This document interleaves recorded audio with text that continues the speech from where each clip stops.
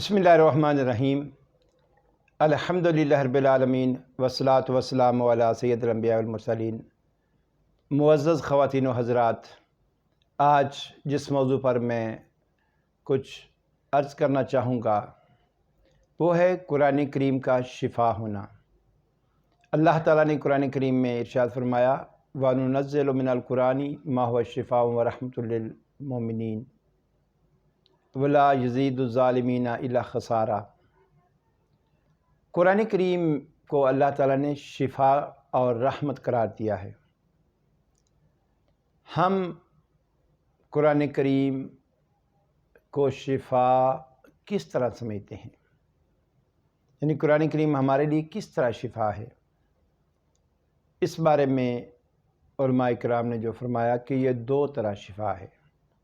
پہلا تو یہ کہ قرآن کریم کے الفاظ بھی شفا ہیں۔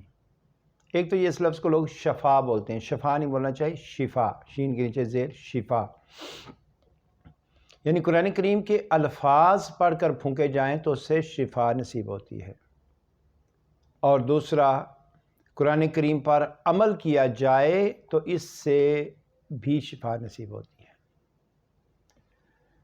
ہمارے یہاں اگر کوئی شخص بیمار ہو جائے تو ہم ڈاکٹر سے اس کی دوائی لیتے ہیں، حکیموں سے دوائی لیتے ہیں۔ دوائی لینی چاہیے، یہ بھی حضور نبی اکرم علیہ السلام کا بتایا ہوا طریقہ ہے، لیکن ساتھ یہ کہ قرآن کریم کے الفاظ پڑھ کر پھونکے جائیں، قرآن کریم پڑھ کر پھونکا جائے۔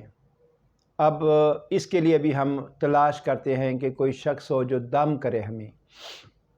بھائی، قرآن کریم اللہ تعالیٰ نے حضور نبی اکرم علیہ السلام پر نازل فرمایا اور ہم سب کے لیے نازل ہوا، تو ہم کیوں کسی شخص کی تلاش میں جاتے ہیں؟ ہم سب کو قرآن کریم پڑھنا چاہیے۔ اس لیے گھر میں کوئی بڑا بیمار ہو جائے، بچہ بیمار ہو جائے تو قرآن کریم اس پر پڑھ کر پھونکا کریں۔ کیا پڑھ کے پھونکیں؟ اس بارے میں مختلف جو ہمیں روایات ملتی ہیں۔ سورۃ الفاتحہ، اس کو بھی سورہ شفا بھی ہے، سورہ رقیہ بھی ہے، اور یہ بہت سی صفات کی حامل ہے۔ تو سورہ فاتحہ پڑھ کے پھونکا کریں۔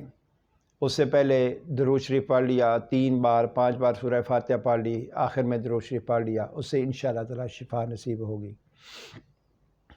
اس کے علاوہ معوذتین، یعنی قل اعوذ برب الفلق اور قل اعوذ برب الناس، یہ دو صورتیں جو ہم کہتے ہیں نا بچے کو نظر بد ہو گئی ہے، بچہ رو رہا ہے، میرا خود کا یہ عمل ہے، اللہ تعالیٰ کے فضل و احسان سے میں نے کئی دفعہ اس کو، جب بھی کوئی شخص بیمار ہو کہتا ہے جی دم کر دے تو میں معوذتین پڑھ کے پھونکتا ہوں، چونکہ اس میں حضور نبی اکرم علیہ السلام نے جو ہمیں روایات ملی، اس میں البتہ اختلاف ہے، بعض کہتے ہیں کہ روایات درست نہیں ہے، لیکن بعض نے کہا کہ جب آپ پر جادو کے کچھ اثرات ہوئے تو اس موقع پر معوذتین نازل ہوئی۔ تو اس میں چونکہ قل اعوذ برب الفلق اور قل اعوذ برب الناس، اس میں شیطان اور حاسدین کے شر سے پناہ مانگنے کی بات آئی ہے، تو کسی کی نظر بد لگ سکتی ہے تو آپ ان کو پڑھ کے پھونکا کریں، یہ تو ہمیں یاد بھی ہوتی ہیں۔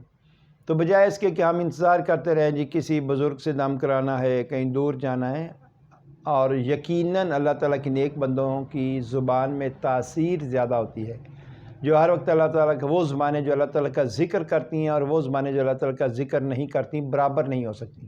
میں یہ نہیں کہہ رہا کہ بزرگوں کی زبان دم میں کہتا ہوں ان سے دم کروانا چاہیے، لیکن اگر ہم بزرگوں کی تلاش میں پھرتے رہیں اور بزرگ نہ ملیں تو خود کریں۔ اللہ تعالیٰ کا کلام تو کلام ہے نا، اس کی تاثیر ہے۔